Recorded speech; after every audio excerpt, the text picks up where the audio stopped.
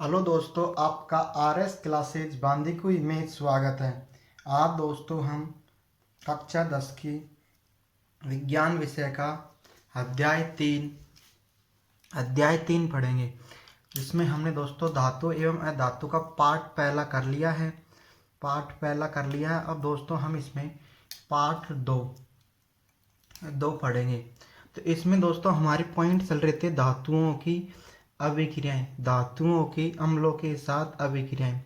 अब दोस्तों इसमें अगला पॉइंट डालेंगे हम दोस्तों, अगला पॉइंट डालेंगे धातुओं की धातुओं की धातुओं की तनु धातुओं की तनु अम्लों के साथ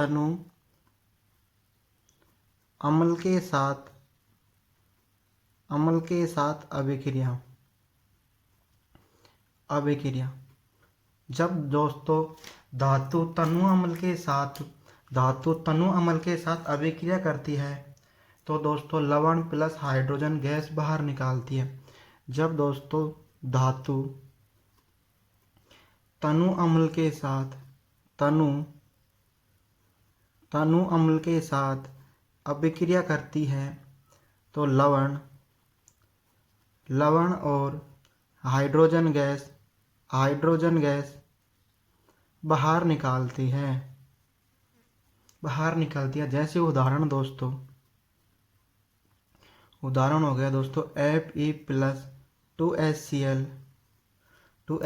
ये दोस्तों ये Fe क्या है दोस्तों? धातु, आयरन, लोहा। और ये दोस्तों हमारी बनेगा FeCl2 प्लस H2। इसी प्रकार अगला उदाहरण लेंगे दोस्तों, तो MgHCl अभिक्रिया MgCl प्लस H2। इसी प्रकार अगला उदाहरण लेंगे दोस्तों जिंक का, 2HCl ZnCl2 प्लस H2। इसके बाद में दोस्तों हम नोट लिखेंगे।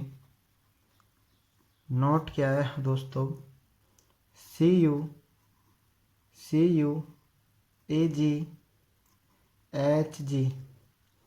तनु अम्लों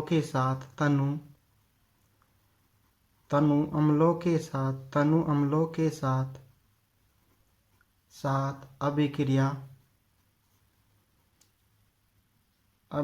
नहीं करते। ये दोस्तों ऐसी धातुएं हैं अभिक्रिया नहीं करते हैं। यानी दोस्तों कॉपर, चांदी, मरकरी ऐसी धातुएं हैं जो तनु अम्लों के साथ अभिक्रियाएं नहीं करती हैं। इसके बाद में दोस्तों हमारा अगला पॉइंट है दोस्तों धातुओं की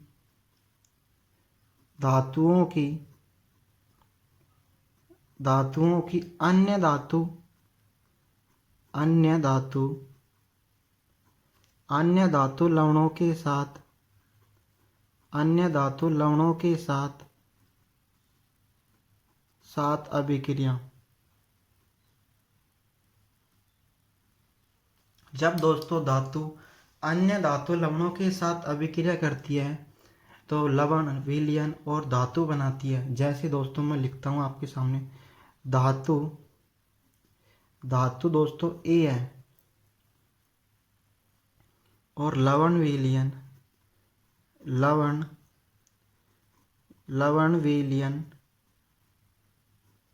विलयन B है। तो दोस्तों अभिक्रिया ये क्या बनाएगा दोस्तों?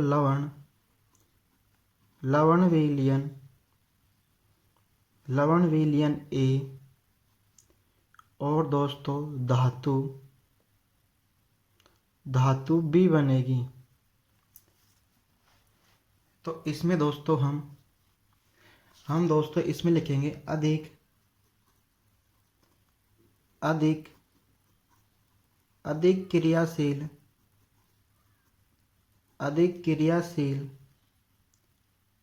अधिक क्रियाशील धातुएं, अधिक क्रियाशील धातुएं, धातुएं अपने अपने से कम क्रियाशील शील धातुओं को उनके यौगिक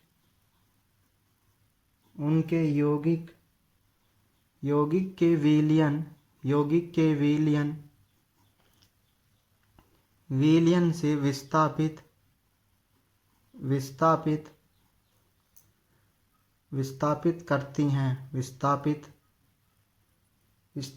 करती हैं। यह धातुओं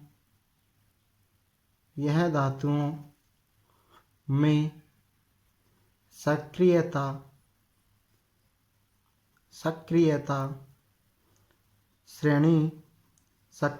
श्रेणी पर आधारित है।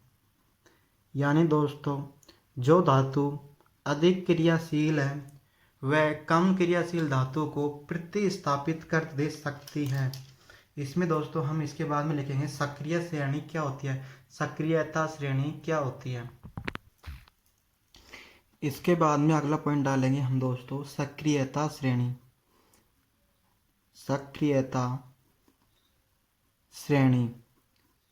सक्रियता श्रेणी क्या होती है। इसमें लिखेंगे दोस्तों वह सूची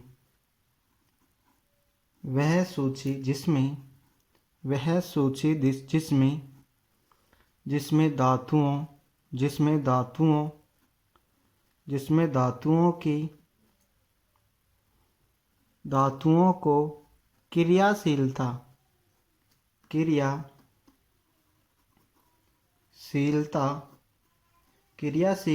के आरोही क्रम यानी दोस्तों बड़े से छोटा स्थायित्व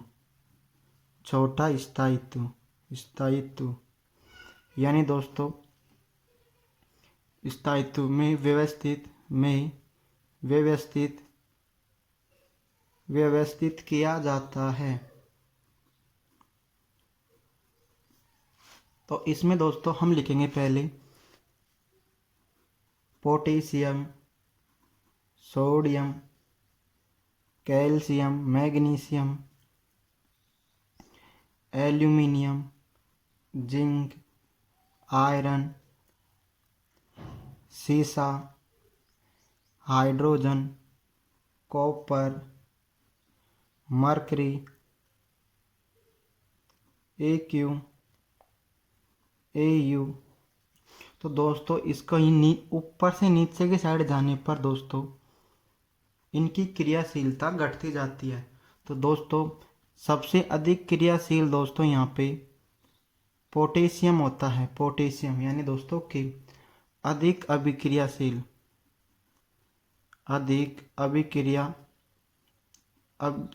अभिक्रियाशील। इसके बाद में दोस्तों घटती हुई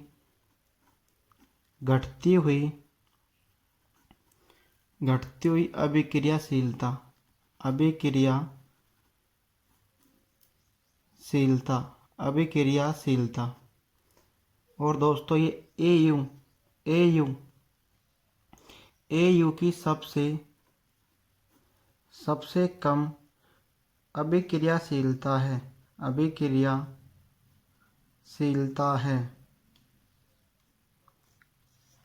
AU की सबसे कम अभिक्रियाशीलता है। इसके बाद में दोस्तों हम अगला पॉइंट डालेंगे। इसमें दोस्तों अगला पॉइंट है धातुओं की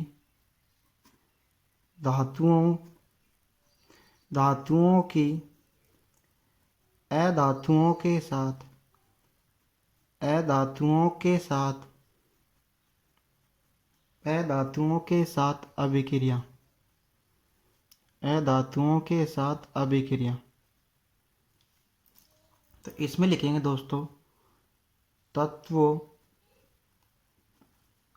तत्वों की अभिक्रियाशीलता, तत्वों की अभिक्रियाशीलता,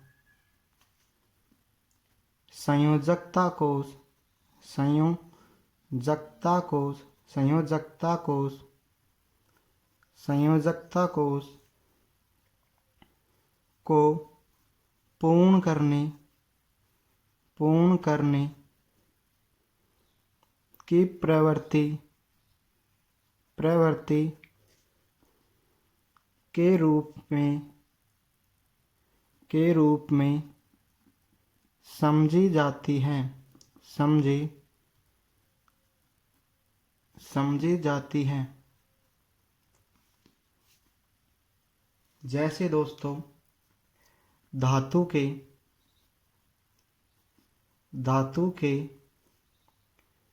परमाणु अपने संयोजकता कोष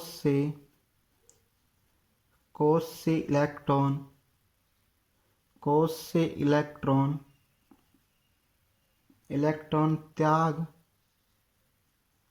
त्याग करते हैं और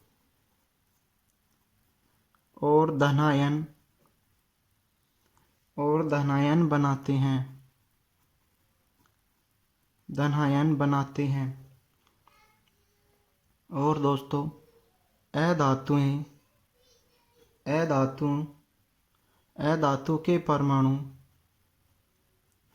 अधातु के परमाणु संयोजकता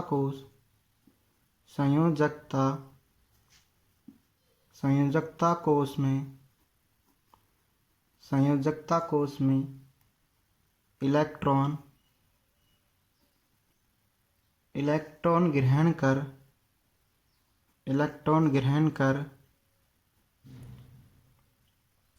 ऋण आयन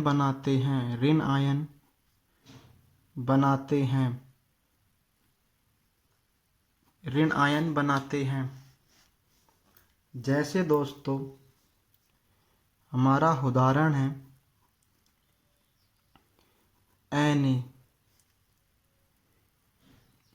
Na, इसका दोस्तों क्रमांक होता है, परमाणु क्रमांक होता है 281। ये दोस्तों एक इलेक्ट्रॉन त्याग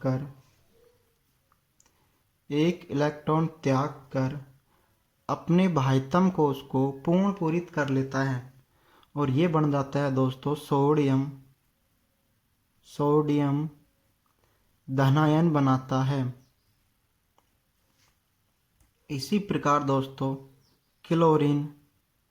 क्लोरीन एक इलेक्ट्रॉन ग्रहण करके, क्योंकि दोस्तों इसके बाह्यतम कोष में 287 यानी दोस्तों इसमें एक इलेक्ट्रॉन की कमी है, तो ये एक इलेक्ट्रॉन ग्रहण करके Cl- यानी दोस्तों 288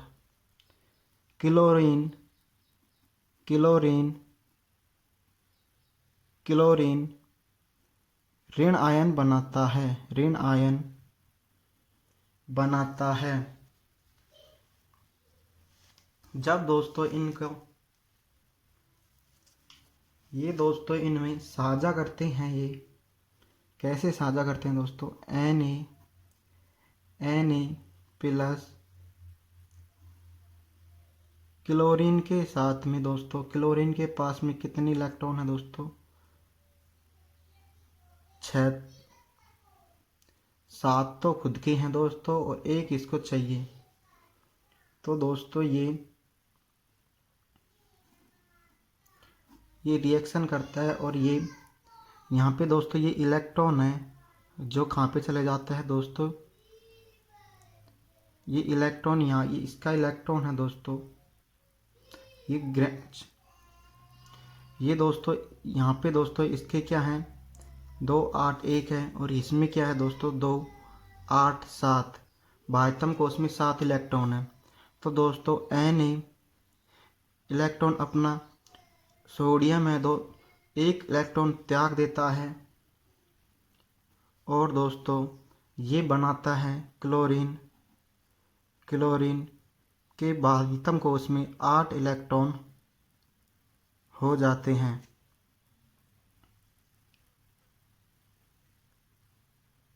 बाह्यतम कोश में 8 इलेक्ट्रॉन हो जाते हैं, ये साझा कर लेते हैं दोस्तों। इसके बाद में दोस्तों हमारा अगला पॉइंट है, इसमें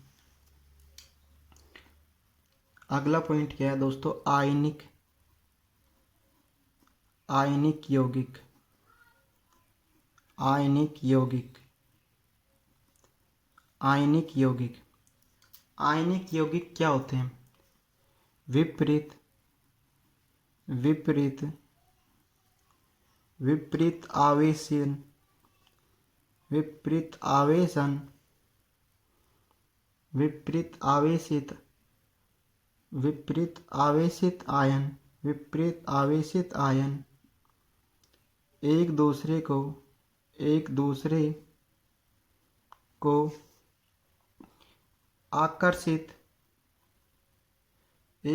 को आकर्षित करते हैं, एक दूसरे को आकर्षित करते हैं तथा मजबूत स्थिर वैद्युत बंध स्थिर वैद्युत बल में बंधकर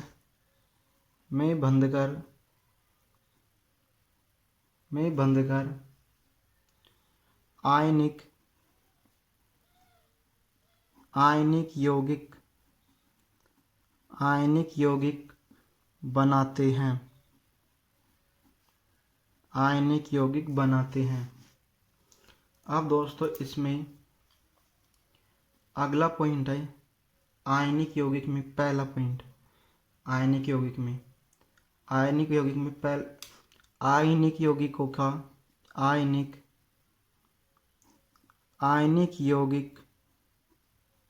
आयनिक यौगिक के गुणधर्म। आयनिक यौगिक के गुणधर्म कौन कौन से होते हैं दोस्तों? तो इस आयनिक यौगिक में इसमें पहला लिखेंगे दोस्तों भौतिक प्रकृति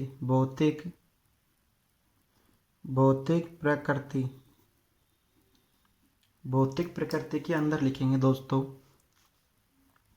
ये ठोस व कुछ कठोर होते हैं। कुछ कठोर होते हैं। ये सामान्यतः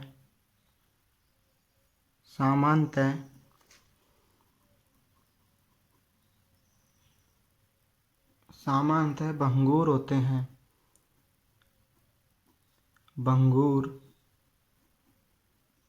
भंगुर होते हैं।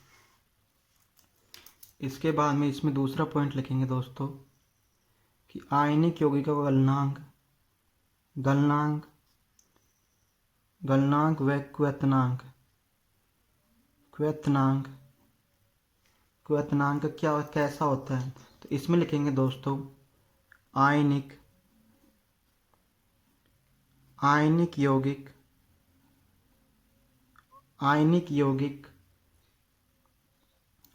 यौगिकों का गलनांक व क्वथनांक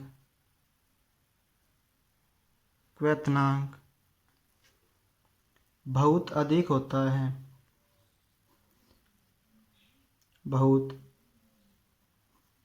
बहुत अधिक होता है। इसके बाद में दोस्तों इसमें तीसरा पॉइंट लिखेंगे हम कि घुलनशीलता है। आयनिक यौगिकों की घुलनशीलता। तो इसमें लिखेंगे दोस्तों आयनिक यौगिक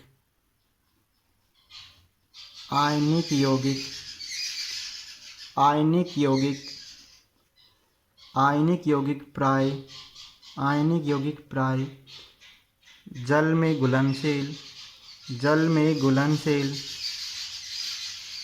जल में घुलनशील व केरोसिन, व केरोसिन, केरोसिन, केरोसिन, पेट्रोल जैसे विलायकों में, विलायकों में अविलय होते हैं, अविलय,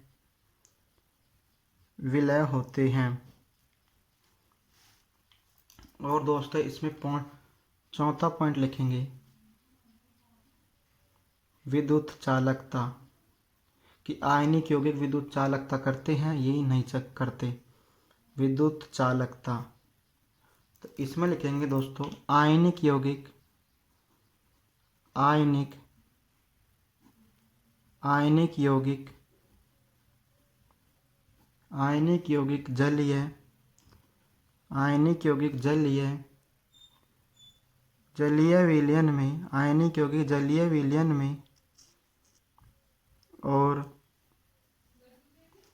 गलित रूप में, गलित रूप में, रूप में विद्युत का, विद्युत का चालन करते हैं, विद्युत का चालन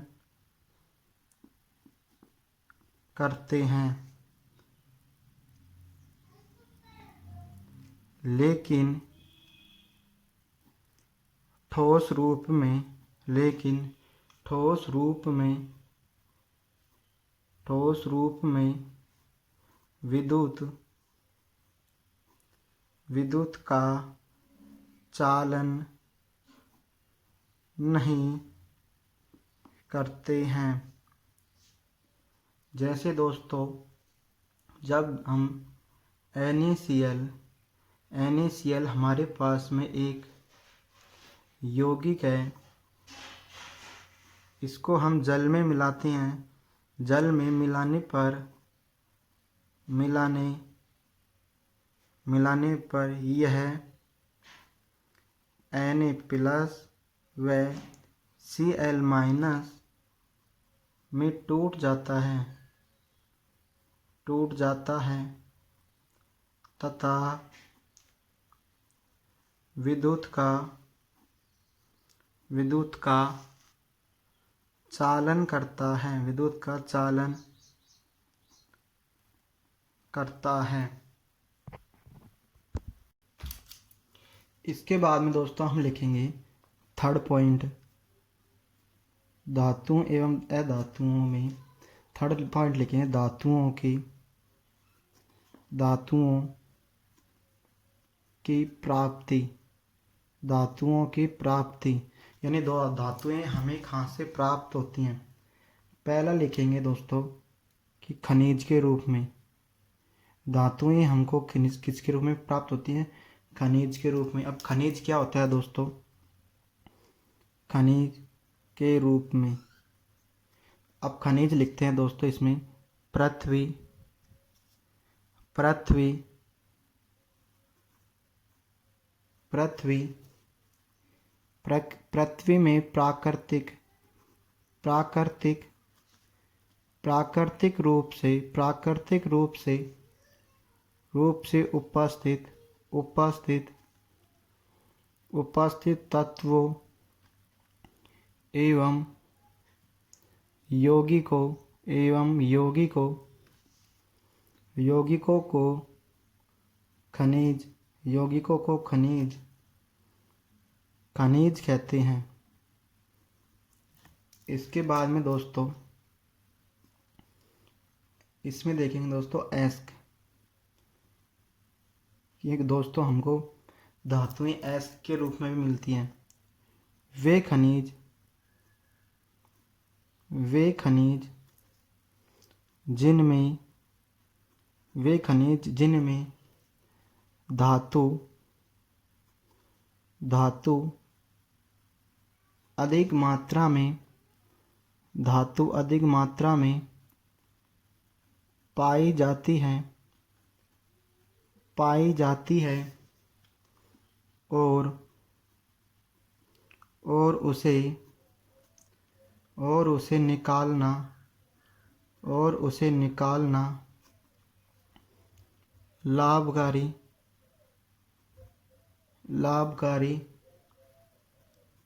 लाभकारी होता है,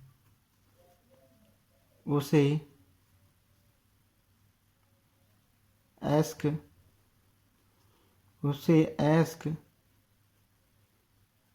कहते हैं।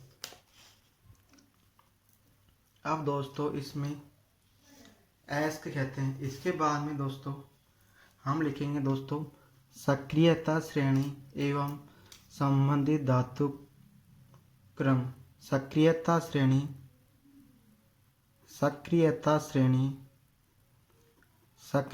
श्रेणी एवं संबंधित धातु क्रम। यानी दोस्तों सक्रियता श्रेणी और संबंधित धातु क्रम, यानी दोस्तों इसमें लिखेंगे दोस्तों सबसे पहले इसमें लिखेंगे दोस्तों potassium, sodium, calcium, magnesium, aluminium. इसको दोस्तों हम ब्रैकेट में बंद कर देंगे। इसके एक साइड लिखेंगे दोस्तों सबसे अधिक अभिक्रियाशील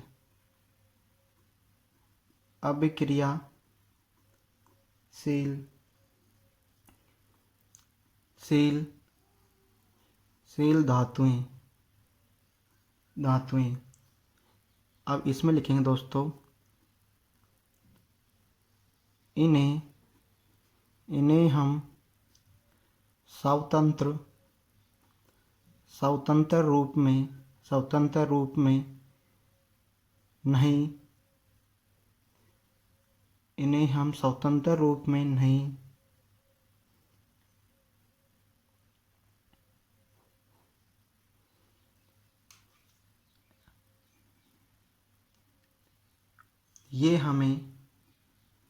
ये हमें स्वतंत्र रूप में नहीं मिलती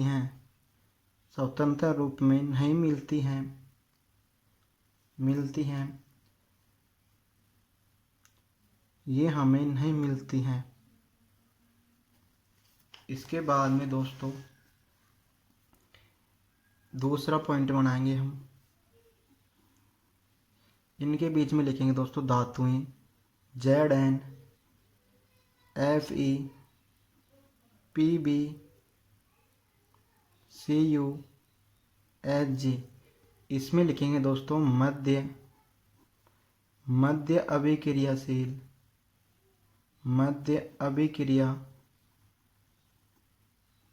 अभिक्रियाशील। इसमें लिखेंगे दोस्तों सल्फाइड, सल्फाइड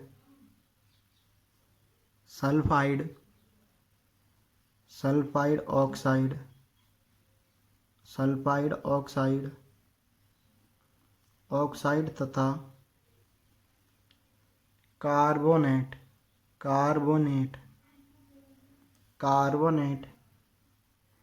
एस्क के रूप में कार्बन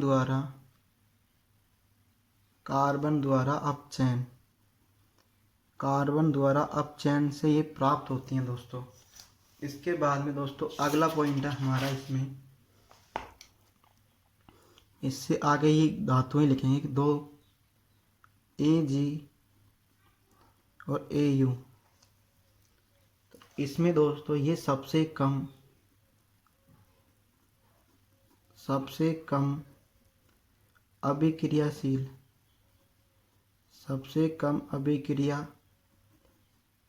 सील। दो धातुएं हैं दोस्तों Ag और Au। ये दोस्तों स्वतंत्र रूप में पाई जाती हैं। स्वतंत्र रूप में पाई जाती है।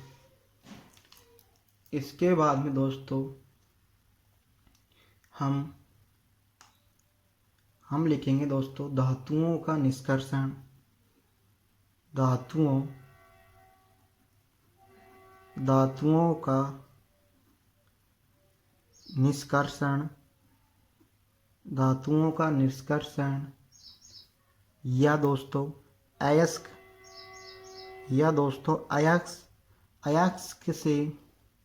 अयस्क से धातु प्राप्त करना। धातु प्राप्त करना। इसमें दोस्तों पहला चरण है हमारा चरण 1 अयस्कों का समृद्धीकरण। चरण 2 में है दोस्तों धातुओं का निष्कर्षण।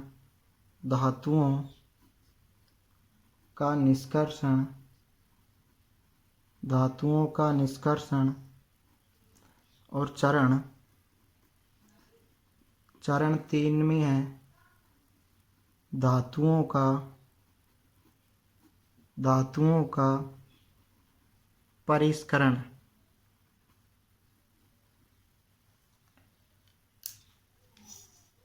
इसमें दोस्तों मैं एक सारणी बनानी है हमको।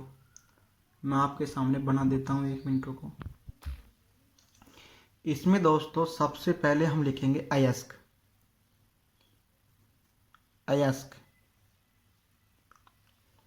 फिर इसके नीचे लिखेंगे दोस्तों अयस्क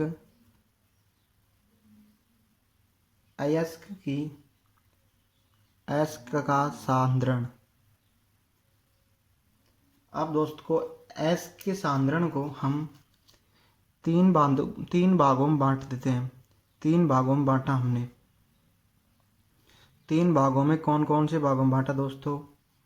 अधिक क्रियाशील, मध्यम क्रियाशील और निम्न अभिक्रियाशील धातुएं। तो हम लिखेंगे दोस्तों उच्च अभिक्रियाशील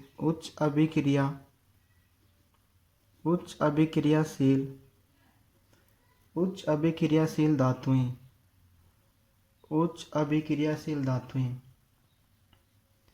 उच्च अभिक्रियाशील धातुओं को दोस्तों गलित धातु का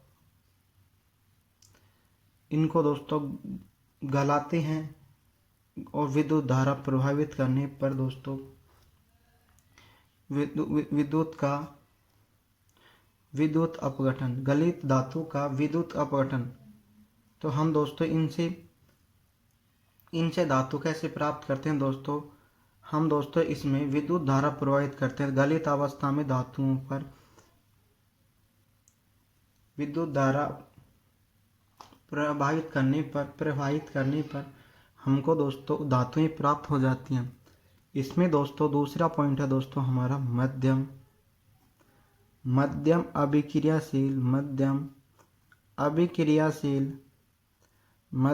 अभिक्रियाशील धातु। और इसमें दोस्तों तीसरा पॉइंट है दोस्तों इसमें निम्न अभिक्रियाशील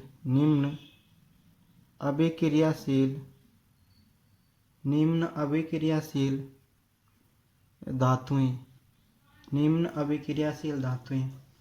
तो दोस्तों हम पहले इसमें देखते हैं मध्यम में हमने दोस्तों 2 धातु ली। कौन कौन सी दोस्तों? सल्फाइड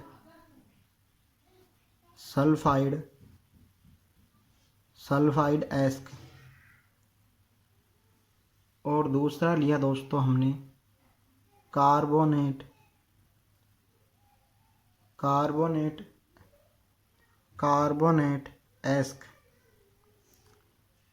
जैसे दोस्तों एग्जाम्पल HGS, ZNS और इसमें लिया दोस्तों ZnCO3।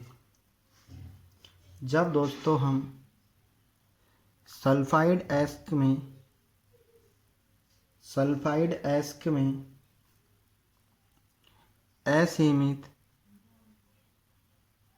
असीमित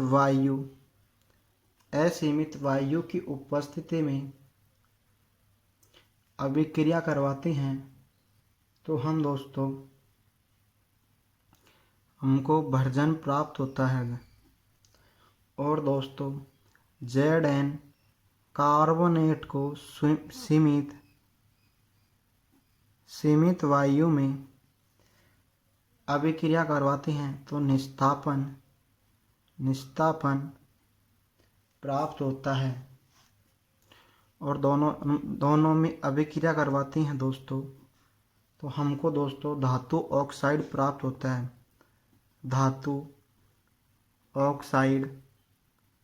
धातु ऑक्साइड प्राप्त होता है। इसके बाद में इसका धातु का शोधन कर लिया जाता है, धातु का शोधन किया जाता है। और दोस्तों निम्न अभिक्रियाशील धातुओं में सल्फाइड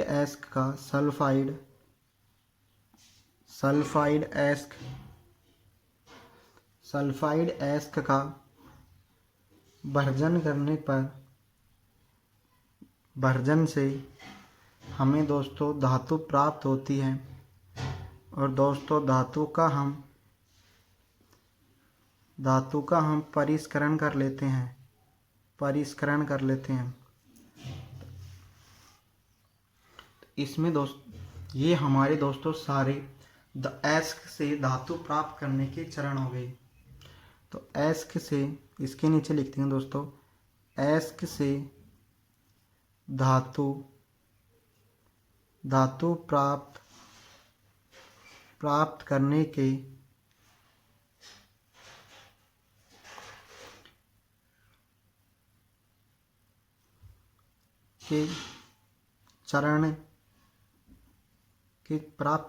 ये चरण हैं। यानी दोस्तों हमने पढ़ा है जो ये सारे चरण हैं। इसके बाद में दोस्तों हम कुछ परिभाषाएं देखेंगे। हमारा अगला पॉइंट है दोस्तों कुछ मुख्य परिभाषाएं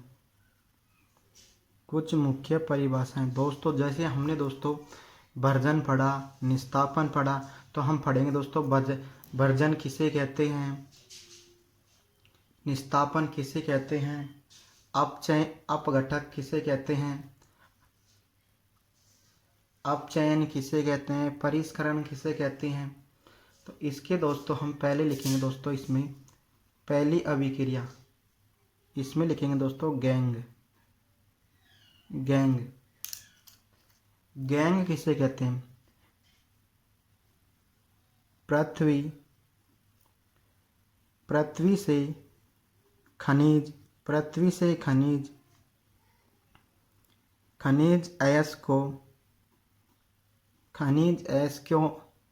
अयस्कों में रेत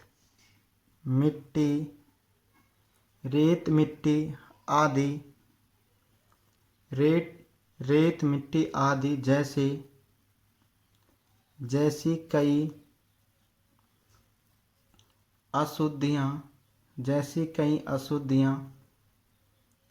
अशुद्धियां पाई जाती हैं जिन्हें गैंग कहा जाता है।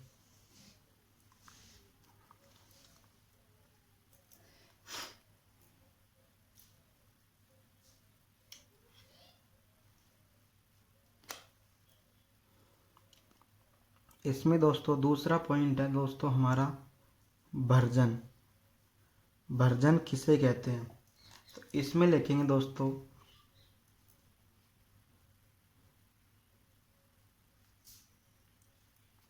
लिखेंगे दोस्तों हम सल्फाइड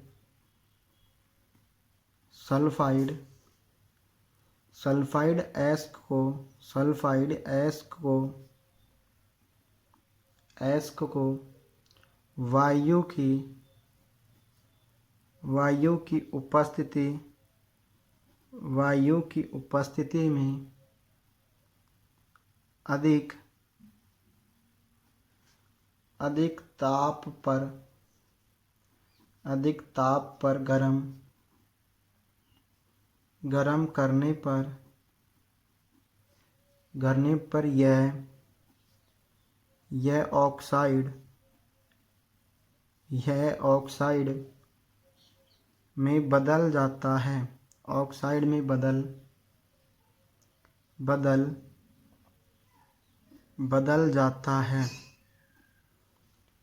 जाता है। इस प्रक्रिया को भर्जन कहते हैं। इस प्रक्रिया को भर्जन कहते हैं। जैसे दोस्तों उदाहरण है हमारे पास में 2 ZnS जिंक सल्फाइड का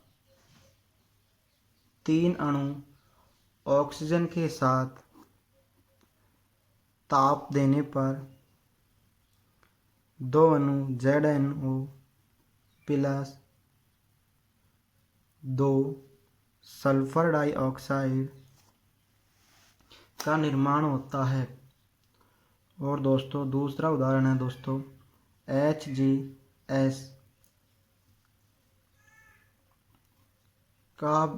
की अभिक्रिया 3AO2 के साथ करवाते हैं और हम दोस्तों ताप देते हैं तो इसका निर्माण HGO प्लस 2SO2 के रूप में होता है। इसके बाद में दोस्तों हमारी अगली परिभाषा है निस्तापन किसे कहते हैं?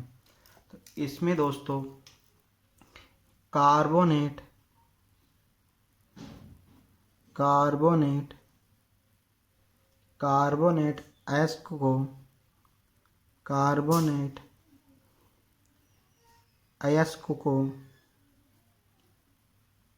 अयस्क को सीमित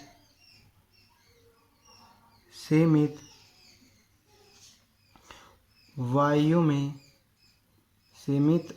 में अधिक ताप पर गरम करने से यह ऑक्साइड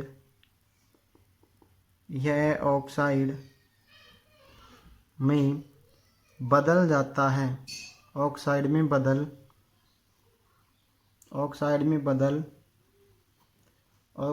बदल जाता है। इस प्रक्रिया को निस्तापन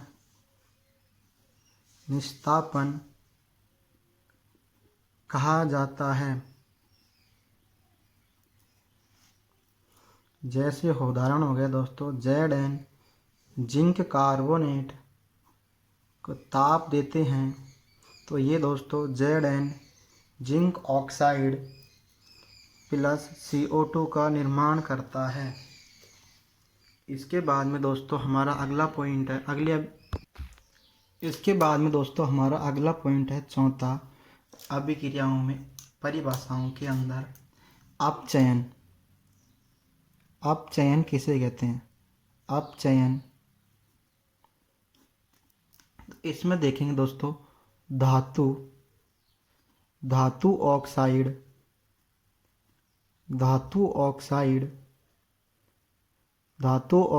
से कार्बन जैसे कार्बन जैसे अपचायक का उपयोग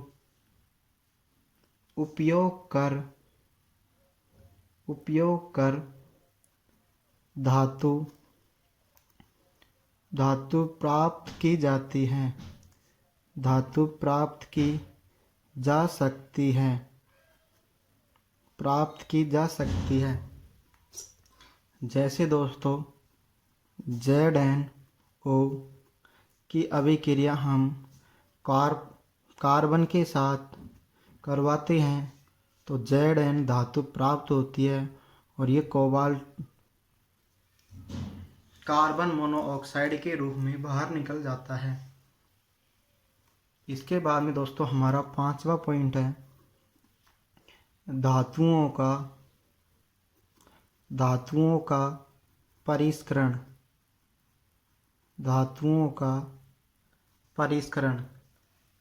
इसमें दोस्तों एक टैंक होता है। ये हमारा एक टैंक है दोस्तों। मैं आपके सामने एक डायग्राम बना रहा हूँ दोस्तों। ये हमारा एक टैंक है।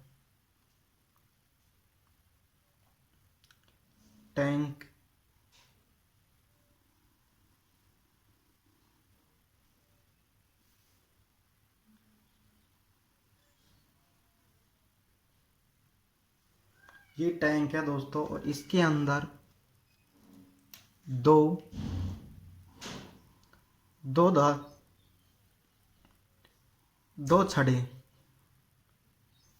धातु की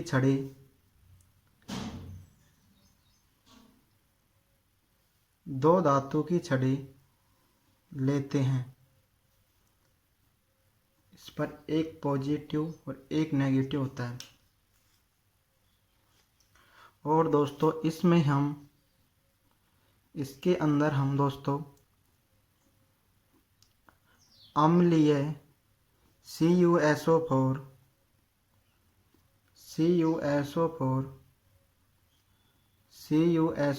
का विलयन डालते हैं।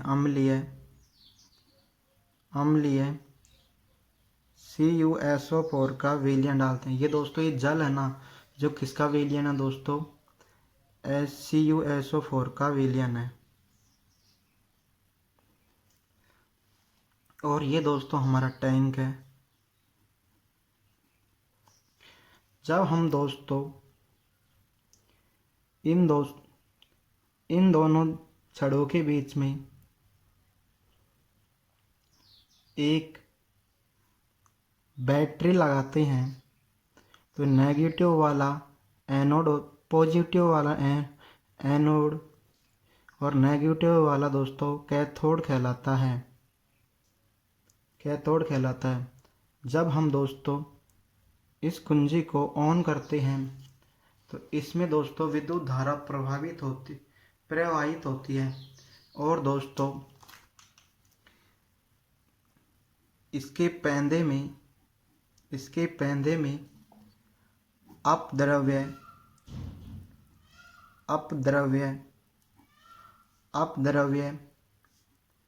एनोड पंख, यानी दोस्तों इसमें पदार्थ नीचे इकट्ठा हो जाता है। ये दोस्तों हमारी विद्युत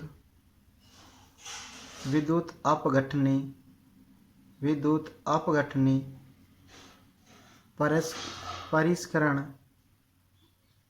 परिष्करण विधि है। इसकी परिभाषा लिखेंगे दोस्तों। अब हम परिभाषा है दोस्तों हमारी धातुओं का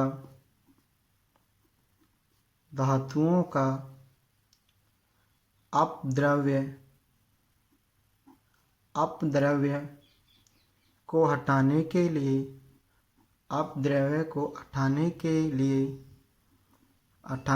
लिए सबसे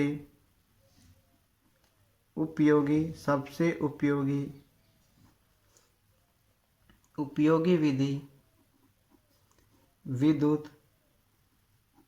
विद्युत अपघटनी, विद्युत अपघटनी परिष्करण, विद्युत परिष्करण है। इसके बाद में दोस्तों इसमें दोस्तों मैं एक बार इसमें लिख देता हूँ दोस्तों। इसमें दोस्तों ये दोनों धातुएं, दोनों छड़ हैं जो धातु की हैं। जैसे एनोड, एनोड, एनोड पर दोस्तों अशुद्ध तांबा, अशुद्ध, अशुद्ध तांबा। और दोस्तों कैथोड पर, कैथोड पर शुद्ध तांबा आ जाता है। और दोस्तों इसमें विलयन है। विलयन किसका है दोस्तों? CuSO4 प्लस तनु, तनु सल्फ्यूरिक अम्ल, तनु सल्फ्यूरिक, तनु सल्फ्यूरिक अम्ल, तनु सल्फ्यूरिक अम्ल अल्प मात्रा में, अल्प मात्रा में। अब दोस्तों इसकी क्रियाविधि देखते हैं दोस्तों। क्रियाविधि, क्रियाविधि क्या है दोस्तों? क्रियाविधि है दोस्तों विद्युत, विद्युत अपघट्य में, विद्युत अपघट्य में, विद्युत अपघट्य में जब, जब विद्युत, जब विद्युत धारा प्रवाहित, प्रवाहित की जाती है, प्रवाहित की जाती है, तब, तब एनोड, तब एनोड, एनोड से शुद्ध, एनोड से शुद्ध, एनोड से, एनोड से अशुद्ध, एनोड से अशुद्ध, अशुद्ध धातु, धातु विघट, विद्युत, विद्युत अपघट्य,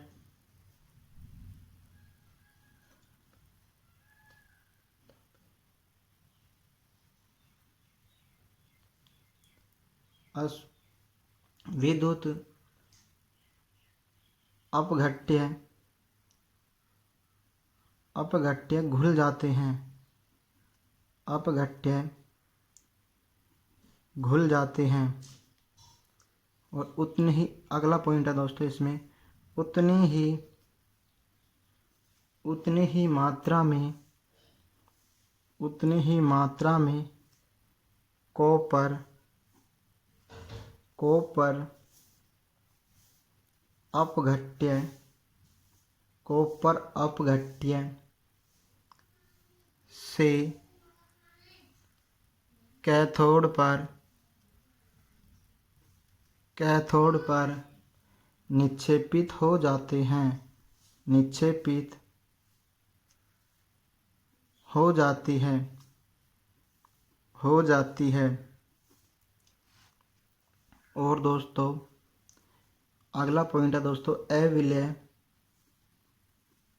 अविलेय पदार्थ जो दोस्तों घुलता नहीं है, अविलेय पदार्थ, अशुद्धियाँ, अविलेय पदार्थ की अशुद्धियाँ, पदार्थ की अशुद्धियाँ एनोड, एनोड तल, तल पर निक्षेपित, निक्षेपित, निक्षेपित, निक्षेपित होती है, निक्षेपित होती है, जिसे एनोड, एनोड पंख कहते हैं, एनोड पंख, कहते हैं। इसके बाद में दोस्तों हमारा अगला पॉइंट है इसमें दोस्तों 5वां पॉइंट है संचारण। संचारण संचारण किसे कहते हैं? धातुओं धातुओं के आसपास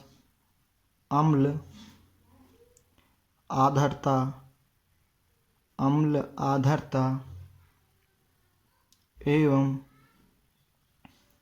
वायु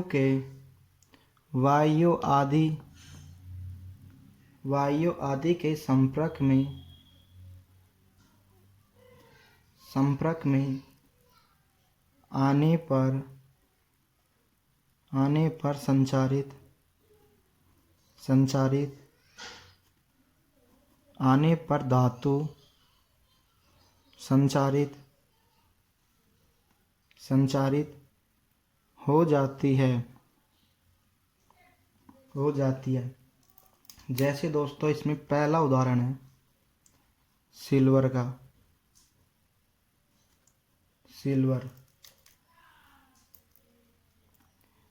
वायु में उपस्थित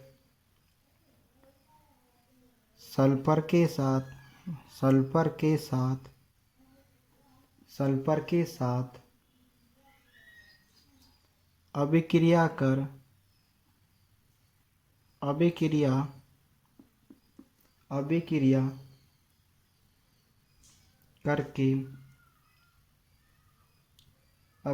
करके सिल्वर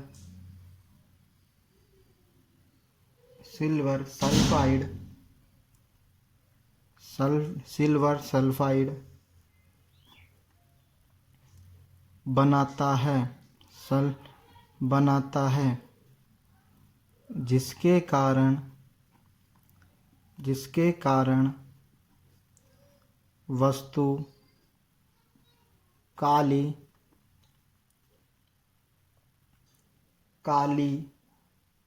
हो जाती है। इसके बाद में दूसरा पॉइंट है इसमें दोस्तों कॉपर हो गया दोस्तों Cu। कॉपर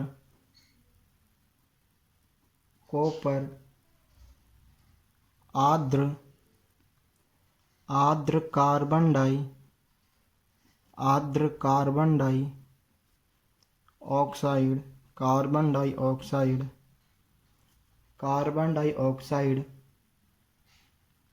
डाइऑक्साइड के साथ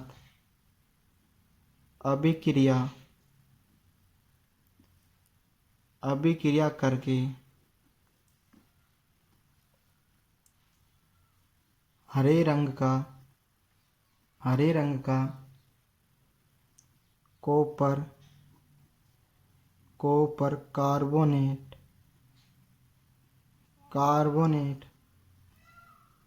कार्बोनेट बनाता है। इसके बाद में दोस्तों इसमें तीसरा पॉइंट है संचारण में लोहा दोस्तों Fe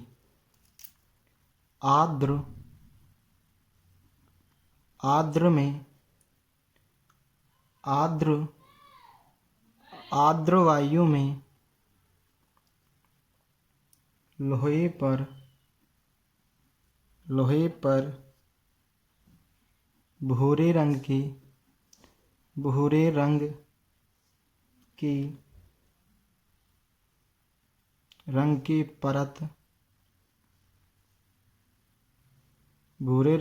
परत छड़ जाती है जिसे जंग कहते हैं। अब दोस्तों इसमें लिखेंगे दोस्तों हम कि ये दोस्तों हमारी संचारण हो गई। अब दोस्तों इसमें लिखेंगे संचारण संचारण से सुरक्षा कैसे करें,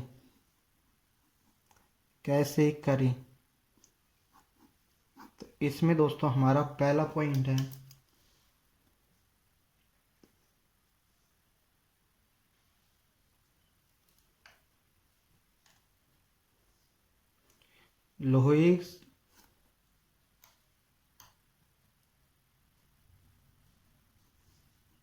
लोहे को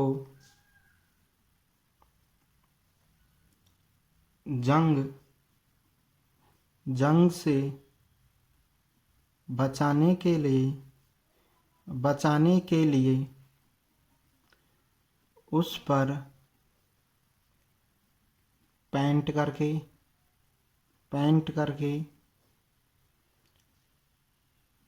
तेल लगाकर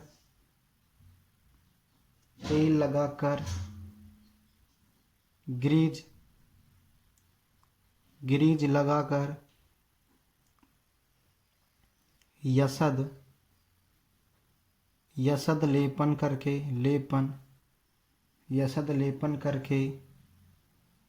करके या दोस्तों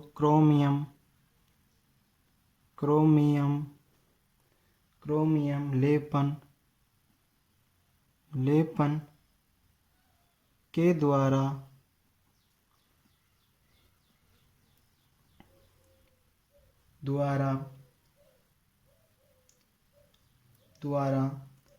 एनोडीकरण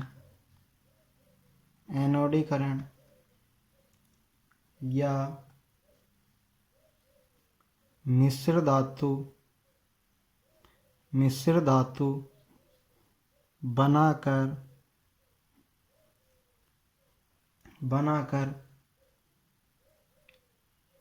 इन्हें हम संचारित होने से बचा सकते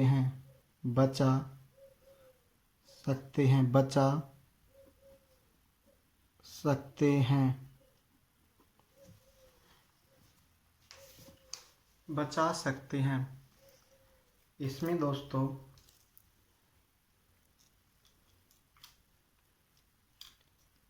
इसमें एक परिभाषा आई है दोस्तों, यशद लेपन किसे कहते हैं?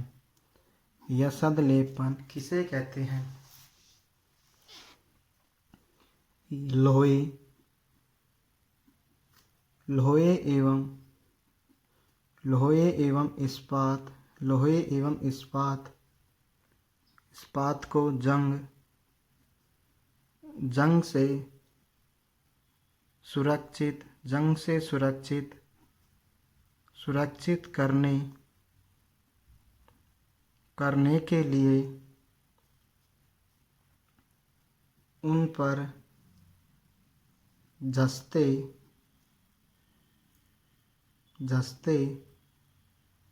जिंक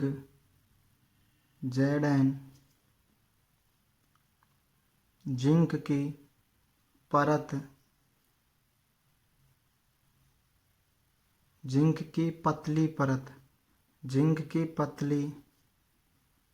परत चढ़ाई जाती है। इसे यशद लेपन कहते हैं। इसके बाद में दोस्तों हमारा छठा पॉइंट है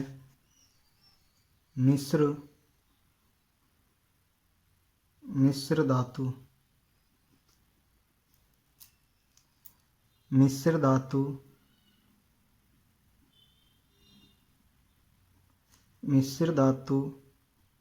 दो या दो से अधिक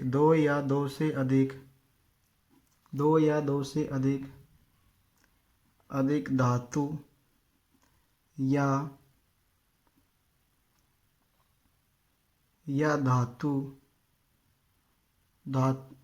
धातु और अधातु धातु या अधातु के समांगी मिश्रण होते हैं।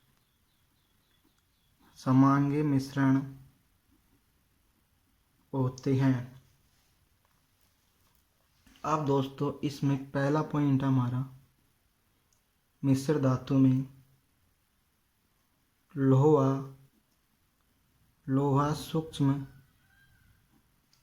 सूक्ष्म मात्रा में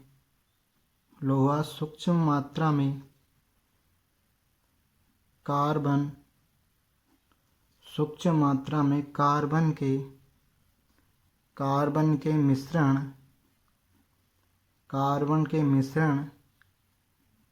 मिश्रण के साथ लोहा कठोर और प्रबल होता है। इसके बाद में दोस्तों हम इसमें लिखेंगे कि इस्पात दोस्तों स्टील दोस्तों दो धातुओं से मिलकर बनी होती है। लोहा प्लस निकेल और क्रोमियम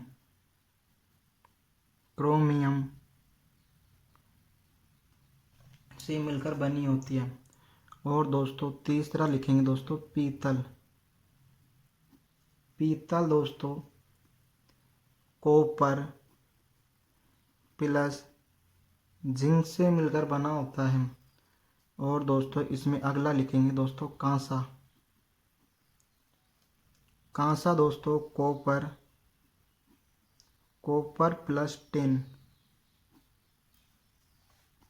से मिलकर बना होता है। और दोस्तों इसमें लिखेंगे सोल्डर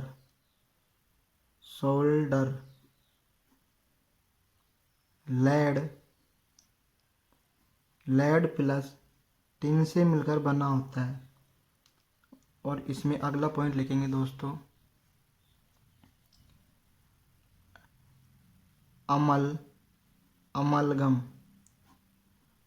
अमलगम दोस्तों मरकरी प्लस अन्य तत्वों के साथ मिलकर अमलगम का निर्माण करते हैं। यदि दोस्तों आपको हमारी वीडियो पसंद आई हो तो हमारे चैनल RS क्लासेस बांदीकुई को सब्सक्राइब करें तथा ज़्यादा से ज़्यादा शेयर करें।